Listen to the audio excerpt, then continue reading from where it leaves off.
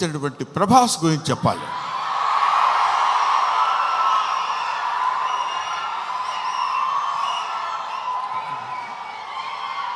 ప్రభాస్ అంటే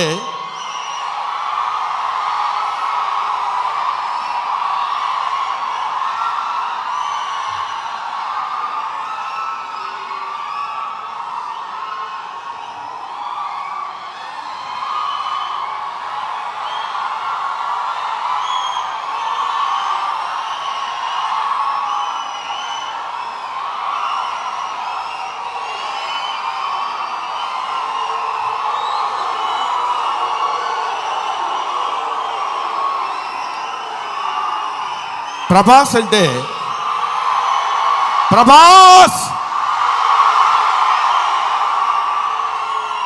అది ఇంకా ఆపండి. ప్రభాస్ గురించి చెప్పాలి. ఈ సినిమాలో ఆయన ఒక ప్రపంచం గర్వించదగినటువంటి నటుల్లో ఇప్పుడు ఒకడు ప్రభాస్. ఈ సినిమాలో ఆయన ఎందుకు అంగీకరించాడంటే, సినిమాలో ఆయన డబ్బు కోసం అంగీకరించలేదు. ఏదో ఈ సినిమాలో ఒక అద్భుతమైన క్యారెక్టర్ చేయాలని ఆయన అంగీకరించలేదు. ప్రభాస్ ఒక మానవతా విలువలు కలిగిన మనిషి, ఒక మంచి మనిషి. ఎవరైనా ఏదైనా చేయిజాప అడిగితే కాదనేటువంటి వ్యక్తి కాదు ప్రభాస్.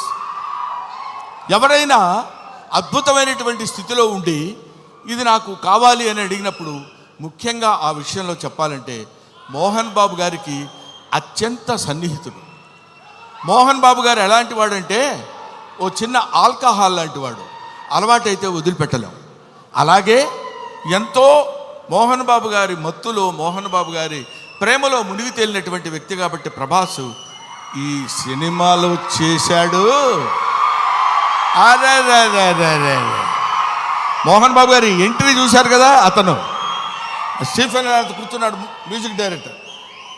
ఆ మోహన్ బాబు గారి ఎంట్రీ అలా పెడితే ప్రభాస్ శివప్రభాసుడు. అతను శివుడి చేత ప్రకాశవంతంగా పెరిగేవాడు, 6 అడుగుల అందగాడు. అతను విగ్గు పెట్టుకుని అలా వస్తున్నప్పుడు ఒళ్ళు గగురు పొడిచి వీర తాండవం, శివ తాండవం చేసేటువంటి విధంగా ఆ సినిమాలో నటించాడు ప్రభాస్. నేను చూశాను. ఆహా, ఇది కదా సినిమా, ఇది కదా శైవభక్తి, ఇది కదా దైవభక్తి అని నిరూపించేటువంటి సినిమా. ఇటువంటి సినిమాలు మనం చూడాలి, మన పిల్లల చేత చూడించాలి.